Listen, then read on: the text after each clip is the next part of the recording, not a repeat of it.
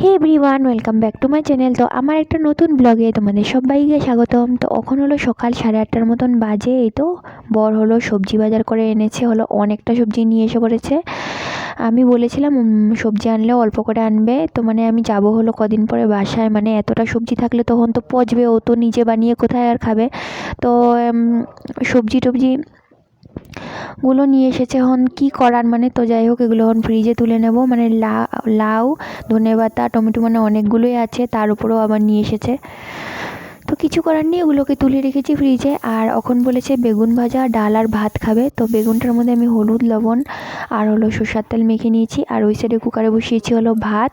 তো বলেছিলাম মানে কালকের অনেকটা ডাল আছে, তো ভাতটা আর বেগুন ভাজাটা করে নিই, তো ডালটা গরম করে দিয়ে দেবো। বলছে না, আমি এখনই বানিয়ে দিতে লাগবে, গরম গরম বানাবে আর খাবো। তো যাই হোক এখন ডালটাও হলো সোমবার দিয়ে বানিয়ে নিয়েছি, টমেটো টমেটো দিয়ে।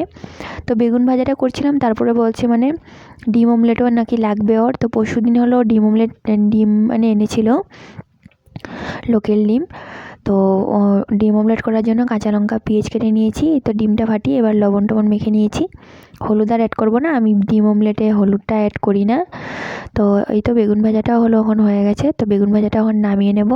তো মানে বেগুন আমি আরও কয়েকটাও মানে কেটেছি, তো ওইগুলো হলো পরে ভেজে নেব, আমি পরে রুটি দিয়ে খাবো এই জন্য।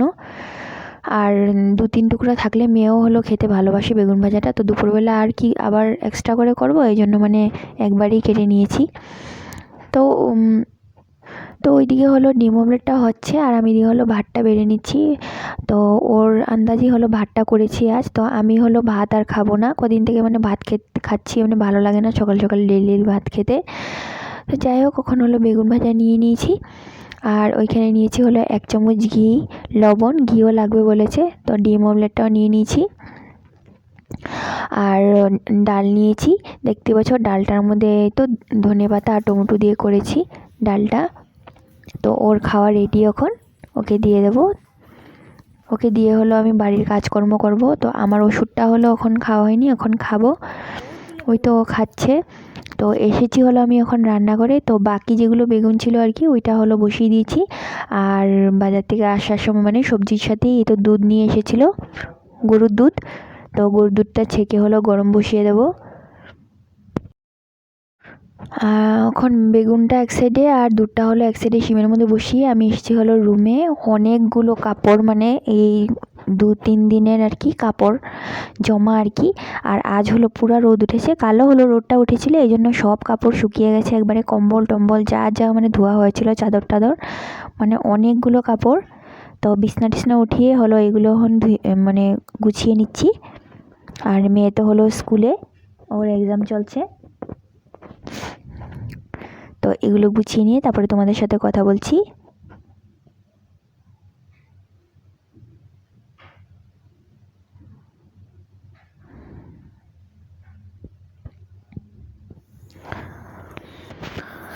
তো এখন হলো মেয়ে হলো স্কুল থেকে এসে পড়েছে, আমি হলো ভাত আর ডালটা বসিয়েছি।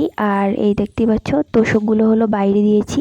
ওই দেখো ওই গুল্লি দিয়ে খেলছে, মার্বেল গুটিগুলো দিয়ে, মানে তোষকগুলো মানে আরেকদিন দিয়েছিলাম, ওই দিনকা মানে মানে মেঘলা ছিল পুরো দিনটা আর কি।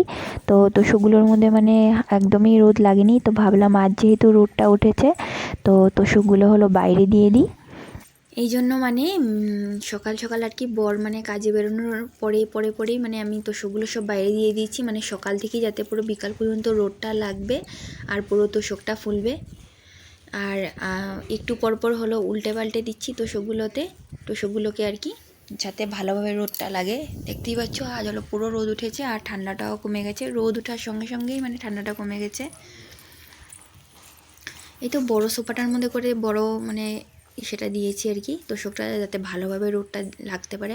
আর এই দেখতেই পাচ্ছ এখানে হলো মেয়ে একটা টমেটো গাছ লাগিয়েছে, তো এটা হলো বেশ বড় হয়েছে। তো 2 দিন পরে দেখে এটার মধ্যে কলি হয়েছে, কখন টমেটো ধরবে, তো কি হবে এই আর কি। তো ঘরের অবস্থাটা হলো অনেকটা ভালো না, ঘরদোর মোছা সব কিছু হয়ে গেছে, মানে এই সোফা টোফা বাইরে, বিছনার তোষক নেই। আর পলিথিনগুলো তো থাকবেই, আমার তো এগুলোই, মানে পলিথিন তো থাকবেই আমার তোষকের নিচে।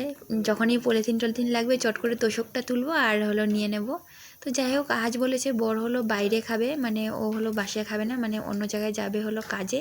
এই জন্য আর কি ভাতের সঙ্গে একবারে ডিম দিয়ে দিচ্ছি সেদ্ধ। তো ডিম সেদ্ধ, ডাল আর হলো বেগুন ভাজা তো আছেই, আর সবজি ছিল কালকের অনেকটা, তো ওই সবজিটা হলো আমি খাবো, মেয়েকে আর দেবো না, বাসি সবজি, এই জন্য।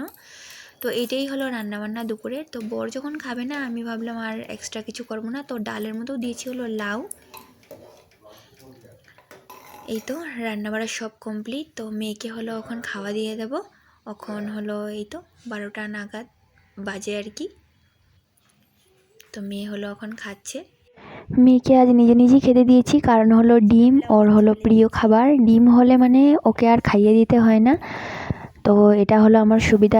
ডিমটা আরেক মানে কথা আর কি, ডিমটা ওকে রোজ দেই না, ও না হলে ওর অ্যালার্জি হয়ে যায় মানে শরীরের মধ্যে, এই জন্য। তো খাচ্ছে, আর আমি হলো রান্নাঘরে অল্প কাজকর্ম ছিল আর কি, ওগুলো করে নিচ্ছি। দেখতেই পাচ্ছ সবজিতে পুরো ভরে আছে, পুরো ফ্রিজ। তো যাই হোক, ওখানে হলো মেয়ে খাওয়া দাওয়া হয়ে গেছে, এখন মেয়েকে নিয়ে যাচ্ছি হলো টিউশনে, কারণ বড় হলো জায়গায় নেই, বলেছি ও হলো অন্য জায়গায় গেছে। ওই তো আমার মেয়ে হলো রেডি, আর আমিও রেডি হয়ে গেছি। তো যাচ্ছি হলো টিউশনি দিতে। তো হলো এই ব্লগটা এইটুকুই। ব্লগটা যদি ভালো লাগে তাহলে অবশ্যই একটা লাইক করে দেবে, আর চ্যানেলটা সাবস্ক্রাইব করে দেবে। আর যদি ব্লগটা পেজের থেকে দেখে থাকো তাহলে অবশ্যই পেজটা ফলো করে দেবে।